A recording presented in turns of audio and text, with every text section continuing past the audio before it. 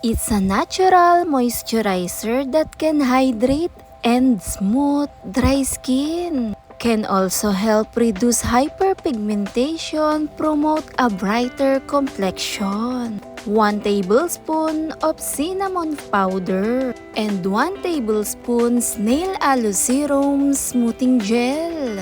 Perfect itong kombinasyon na ating mga pinagsama-sama, maganda at nagbibigay tulong para sa balat na nagdadry at binabalik nito sa moisture at lambot ng kutis. Sa aromang amoy pa lang ng cinnamon powder, kakaiba na, lalo na yung benefits nito para sa balat natin.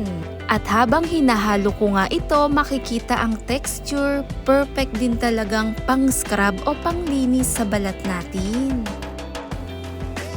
Perfect for dry skin.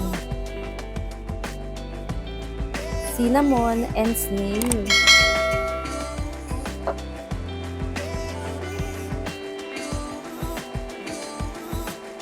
(15 to 20 minutes). Ibabad lamang ito na nagbibigay lambot, makinis.